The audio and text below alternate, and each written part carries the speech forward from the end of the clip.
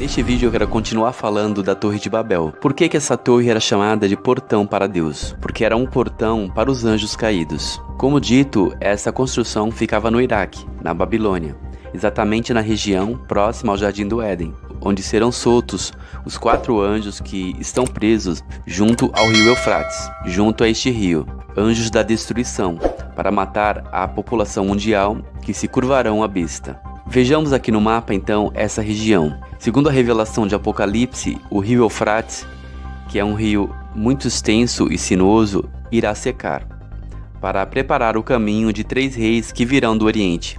Eles farão prodígios de mentira e reunirão todo mundo para aceitar o anticristo. Haverá uma reunião secreta no lugar chamado Armagedon, o lugar onde eles planejarão uma destruição em massa, uma guerra e uma destruição em massa mundial. Está em Apocalipse 16:16. Então os 3 espíritos se reuniram em um lugar chamado Armagedon. É neste lugar que acontecerá o conflito final entre Deus e os espíritos malignos. Alguns autores afirmam que a passagem de Jeremias 46:10 é também uma referência a essa guerra do Armagedon.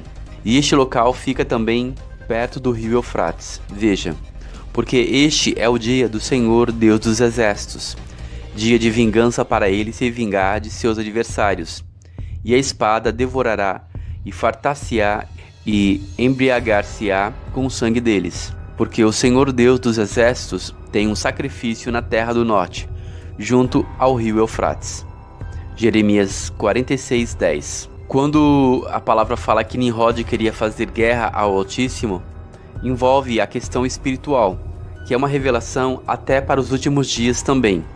Nimrod queria ter acesso às regiões espirituais e chegar ao trono de Deus e destruir o Altíssimo, e colocar os seus deuses nas regiões celestiais. E este espírito ainda age no mundo. Eles estão querendo abrir buracos negros e encontrar passagens a universos paralelos através da colisão de partículas, a partícula de Deus. Eu sei que alguns acham que este negócio de Stargate é papo de filmes de ficção científica, mas é exatamente o que eles estão tentando abrir, passagens para o mundo espiritual. Como eu disse, isso foi simbolicamente apresentado na inauguração do túnel de São Gotardo na Europa. Vejamos algumas imagens.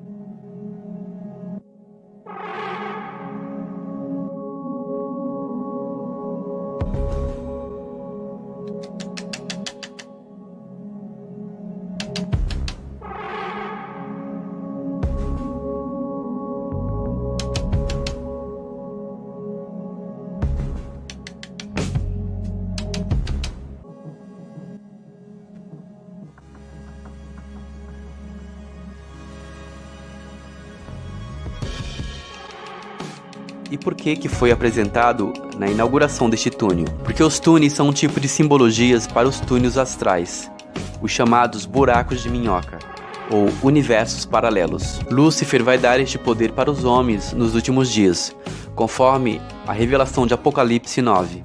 Houve uma estrela, um anjo que caiu do céu na terra, e foi-lhe dada a chave do poço do abismo.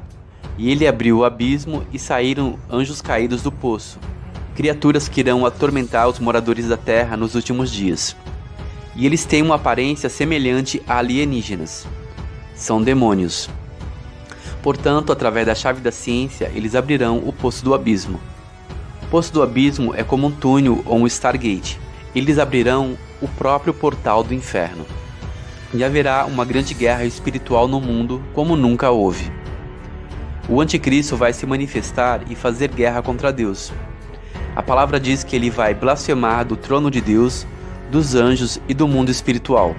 Ou seja, é o mesmo espírito imundo que tomou Nimrod. Por isso que a palavra revela que esses 3 espíritos que virão do Oriente são 3 espíritos imundos e que eles vão tomar o anticristo. Por isso que ele vai blasfemar e falar coisas absurdas contra Deus, pois é a partir daí que começa essa guerra do Armagedon. O desejo de se criar uma única língua e ter domínio sobre todo o planeta é apresentado através da história de Nimrod, que é a filosofia da nova ordem mundial, a nova ordem do caos. O demônio que comanda essa guerra é chamado de Abaddon ou Apolion, que na cultura hindu é o deus Shiva, o deus da roda da destruição. Na cultura babilônica ele é o deus Marduk, o deus do caos e da destruição. E veja que o deus Shiva ele é usado como símbolo do CERN lá na Suíça, do acelerador de partículas. É por isso que a nova ordem mundial é chamada de nova ordem do caos, pois a falsa religião mundial também está por trás disso. Babilônia a Grande. O livro de Apocalipse revela que houve uma grande batalha nos céus, e o grande dragão, a antiga serpente, foi lançada na terra. Este dragão vai possuir o anticristo e ele iniciará uma perseguição horrível sobre toda a face da terra contra os cristãos. Houve então uma guerra nos céus. Miguel e seus anjos lutaram contra o dragão, entraram em uma batalha para expulsar Satanás das regiões celestiais. O grande dragão foi lançado na terra.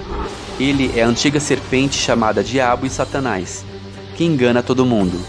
Ele e os seus anjos foram lançados na terra. E ele iniciará então uma perseguição contra todos aqueles que já aceitaram o Messias e creem em Deus. E ele vai perseguir a noiva, e a noiva vai fugir para o deserto. Para mim, essa fuga para o deserto ela é simbólica. Representa que a Igreja de Cristo será guardada. Deus dará um escape, uma maneira de fugir da presença da besta. Porque o dragão e a antiga serpente lançará um grande rio para perseguir a noiva. Mas o Senhor tragará o rio e dará à igreja asas como de uma águia, e ela fugirá da presença da besta. Bom, o final dessa batalha nós sabemos quem vencerá, mas de qualquer forma, o que tiver que acontecer, irá acontecer, pois está escrito na palavra e tem que se cumprir. O pecado de Nimrod foi o mesmo pecado de Lúcifer, como é profetizado em Isaías 14:12. Como caíste desde o céu, ó Lúcifer, filho da alva, como foste cortado por terra, tu que debilitavas as nações.